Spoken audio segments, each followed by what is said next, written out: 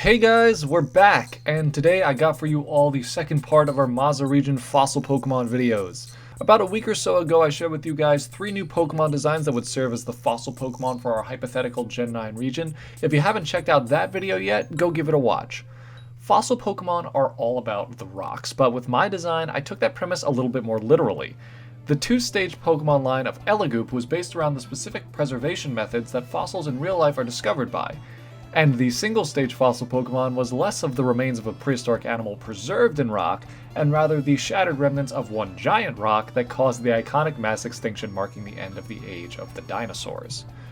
I asked you guys in the comments of this last video for ideas on what to make the final fossil Pokemon based off of, and you had some really cool ideas.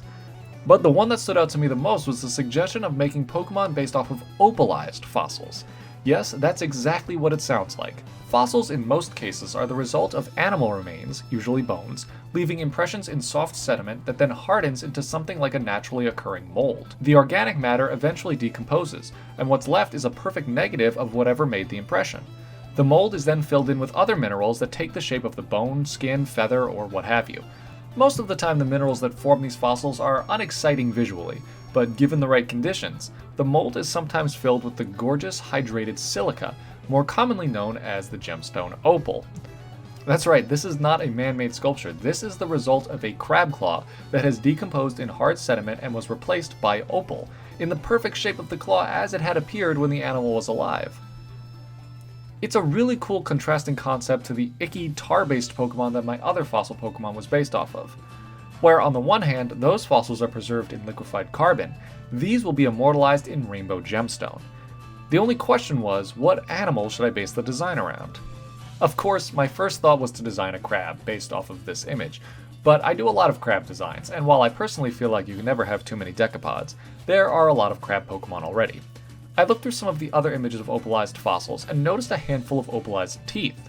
While not quite as stunning as the crab claw, it did give me a cool idea for this Pokemon's design. Let's talk briefly about sharks. These animals are not only familiar on modern-day Earth, they've actually ingrained themselves into our popular culture. Some people fear them, others strive to protect them, but you'd be hard-pressed to find someone anywhere in the world unfamiliar with these fish. This would be the case 50 million, 100 million, or even 450 million years ago. Sharks have been around for longer than most species on Earth, and for all of their time on our planet, they have ruled their world with impeccable success. How do we know this? Why, fossils, of course. But not fossils as complete as you may hope them to be. You see, shark skeletons are made of cartilage, not bone, so it's not often that you'll find entire preserved remains, as the cartilage decomposes too quickly to leave impressions in the hard sediment. The only part of a shark made of bone is the part that we've come to associate most with the animals, the jaws. Shark teeth can and have been preserved as fossils, and at least once have been opalized in the process. So I thought, how cool would it be to resurrect a prehistoric shark with a set of gemstone dentures, and I started designing from there. This line started from the beginning, literally. I don't consider myself a shark expert by any means, but I am aware that the first sharks began evolving around 450 million years ago. One of the earliest and most primitive examples of sharks in the fossil record is the Xenocanthus. Visually, these animals have very little in common with their modern-day descendants. They lived in freshwater, possessed no iconic V-shaped dorsal or tail fin, and, like a cartoon depiction of a fictional prehistoric monster, sported a striking horn on the top of their heads.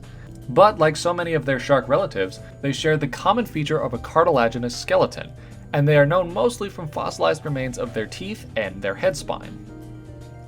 There really wasn't a better place to start designing a shark fossil Pokemon than with this animal, but it proved to be more of a challenge than I had hoped.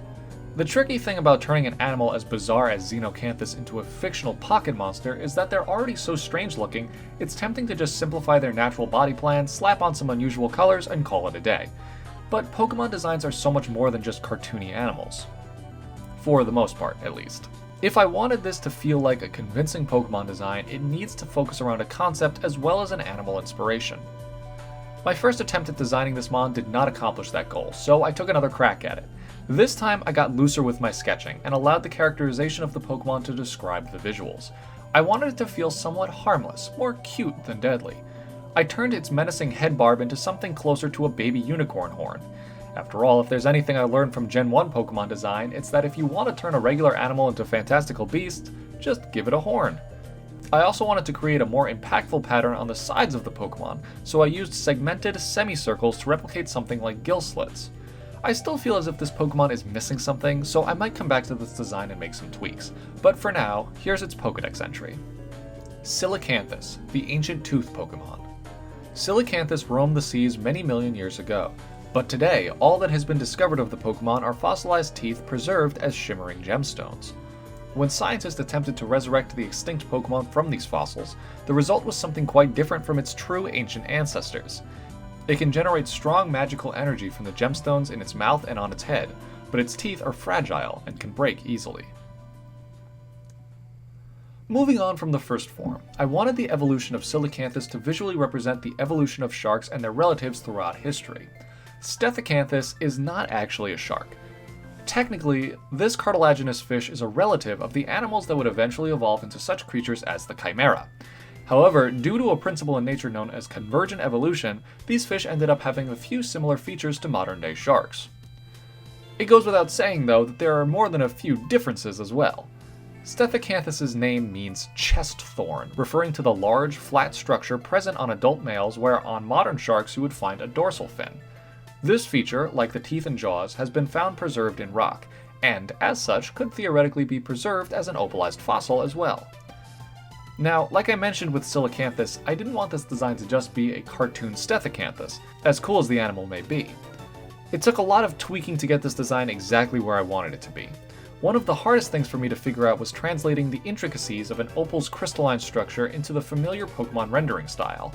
Every time I thought I had it figured out, I ended up going back to change things. The one thing I knew was that I wanted the palette of the Pokemon's body to be mostly monochromatic, so that the many colors of the opal wouldn't get lost among other saturated hues. Charcoal, the ancient tooth Pokemon. For many years, the fossilized remains of a Charcoal stood on display in a royal museum, and were thought to be nothing but a set of rare and valuable stones. It wasn't until recently that scientists discovered that the jewels were actually the teeth and spines of a prehistoric Pokemon, preserved as gemstones for millions of years. Charcoal has since been revived as a modern-day Pokemon, and possesses strange and unearthly powers that it channels through the large stone on its back. Finally, we get to the third stage of this Pokemon line.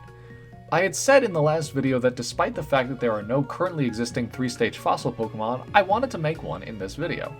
I knew what my final form would be based off of from the very beginning. It was obvious, almost too obvious to not have been already created as a Pokemon.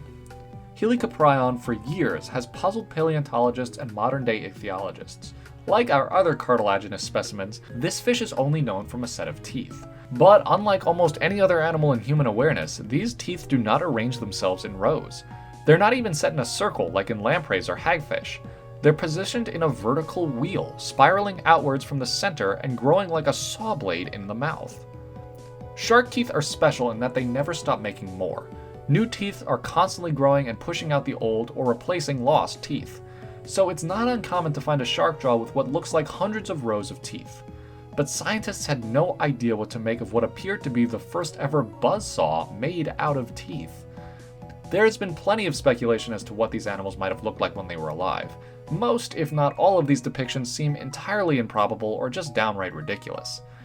What is now considered to be the most likely conclusion in regards to the mystery of the teeth whirl is that these shark-like animals possessed only a single jaw of vertically aligned teeth that fit into an upper jaw completely devoid of any other teeth. This, scientists assume, was an adaptation for an animal specialized in catching soft-bodied and slippery prey, like squid.